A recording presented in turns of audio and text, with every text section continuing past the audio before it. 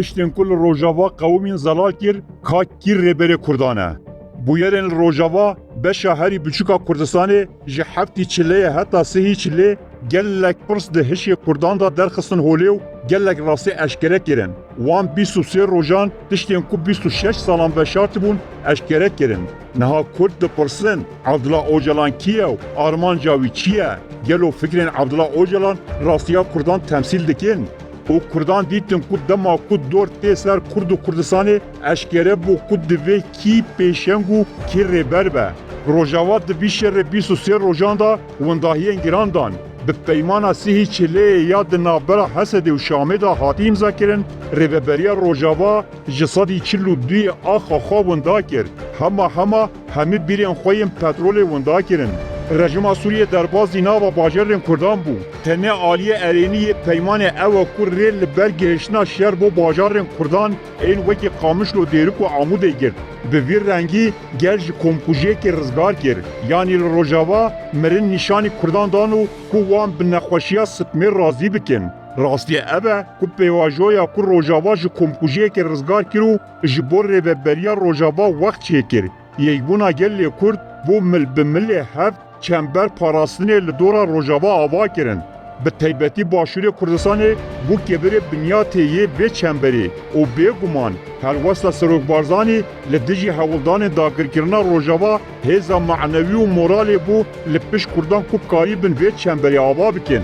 Ne tenê manevî, Serok Barzanî bi hewildanê dîplomatîk, siyasî û aborî û alîkariyên giştî jî li pêşiya êrişên li ser Rojava asteng çêkir. Bi vê yekê wî bi bandor hemî gotinên PKK'yên dijî Barzaniyan ji salên 1990 û vir ve bi kar da anî di çavên gel da kir tenekeyeke gilêşî da. û niha Kurd bi xwe li ser misyona Abdullah Öcalan û rêxistina wî pir bi guman û şikin. Öcalan ku bi salan wekî girtiyekî di destê dewleta Tirk da tê nasîn û ji ber vê yekê ji hêla gel ve bi hestiyarî tê piştgirî kirin. Êdî Öcalan di çavên raya giştî av Kurdan da xilas bû. Diyar bûye ku rola Öcalan jiya Hesen Xeyrî jî xirabtir e.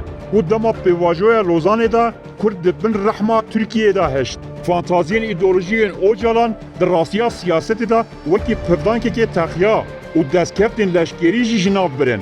Têkçûna misyona rêbertî û putperestiya Öcalan di nav gelê Kurd da herî zêde dewleta Tirk tirsandiye. Ji ber ku ew biriya Öcalan Kurdan kontrol dike. Niha ji bo parastina navûdengê Öcalan bexşelî ketiye nava hewildana û gefê li Kurdên ku Öcalan neecebînin dixwe. Dewleta Tirk ku di meşên ji bo Rojava da li Bakurê Kurdistanê bi hovane mirovan îşkence dike. Piştî ku peyman çêbûyî destûrê dide xwe pêşandanan. Angol li Tirkiye gotina bijî berxwedana Rojava qedexe ye. Lê gotina bijî serokapû serbest e. Heke her kesekî ku bi baldarî li mijarê binêre dê bibîne ku li Rojava Öcalan winda nekir. Öcalan bi Kurda da winda kirin. û dewleta Tirk dê bi vî şêwazê xiyanetê Öcalan li dijî hemî beşên Kurdistanê bikarbîne. Êdî Öcalan wekî rêberekî Kurd dîtin xiyanetekê li hemberî netewa Kurd û meselaya Rojava eşkere kir ku dema dor tê ser Kurd û Kurdistanê Serok Barzanî ji helwesta kurdayetî tavîz neda. Loma jî Serok Barzanî di dilê hemû Kurdan da yekane mîmarê Kurdistanek ser bixwe ye.